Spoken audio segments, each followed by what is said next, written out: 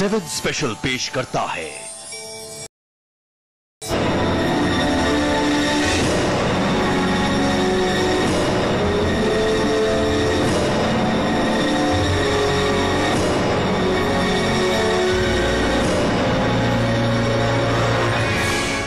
आज 7 स्पेशल में हम आपको दिखा रहे हैं आल्हा और ऊदल की अमर कहानी।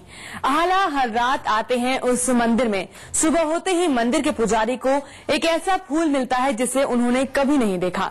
तमाम लोग हैं जो रात में आल्हा को देखने का दावा करते हैं। देखिए एक अमर वीर की देवी पूजा।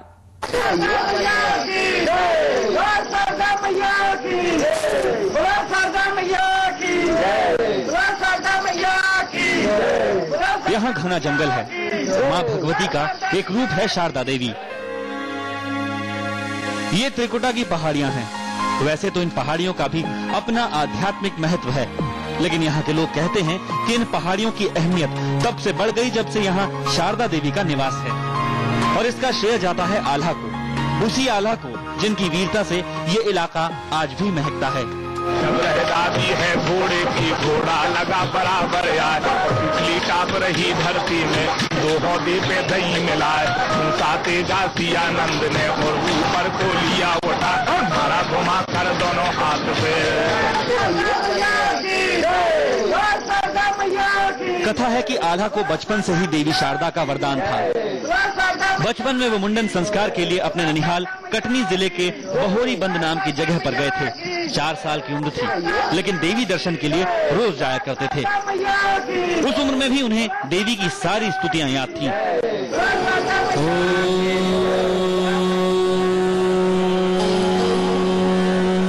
या देवी सर्वभूतेषु मातृरूपेण संस्थिता, नमस्तस्यै नमस्तस्यै नमस्तस्यै नमो नमः।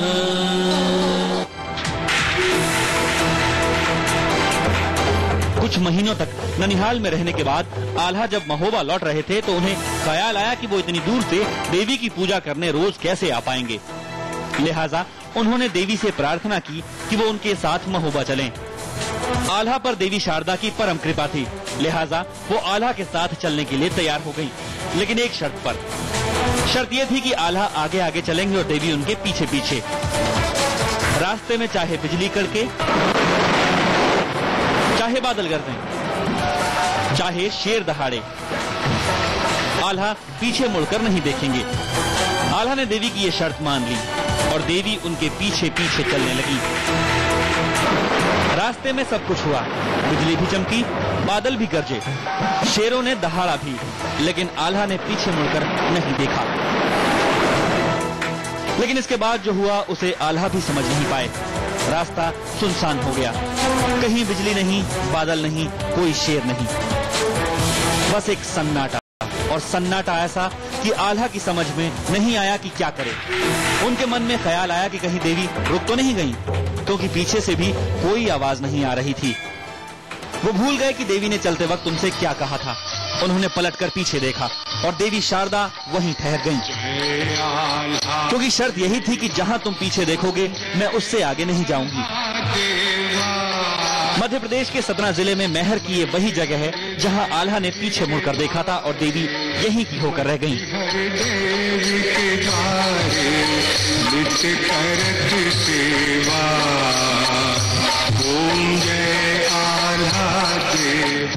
मंदिर के आसपास ही घनी पहाड़ियां हैं। कहते हैं कि उन्हीं पहाड़ियों में आल्हा रहते हैं, लेकिन इन पहाड़ियों में कहाँ रहते थे वो, ये आपको बताएंगे इस छोटे से ब्रेक के बाद।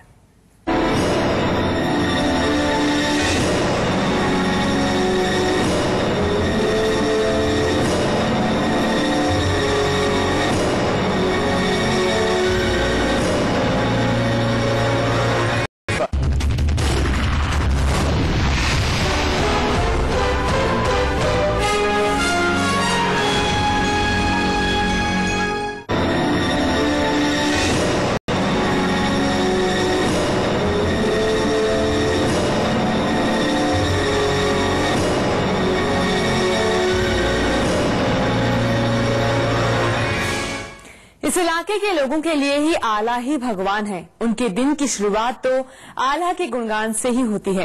लेकिन क्या रहस्य है इन पहाड़ियों का, जिनके बारे में कहा जाता है कि आला वहीं रहते हैं।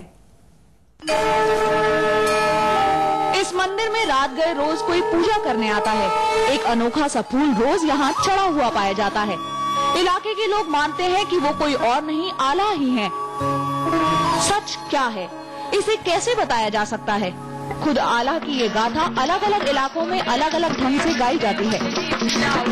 अलग अलग जगहों पर कई बातें अलग अलग तरह से गाई जरूर जाती हैं, लेकिन हर उस भाषा में जिसमें आल्हा के गीत गाए जाते हैं एक समानता मिलती है, और वो ये कि आल्हा अमर हैं और उन्हें अमर होने का वरदान इसी देवी से मिला था।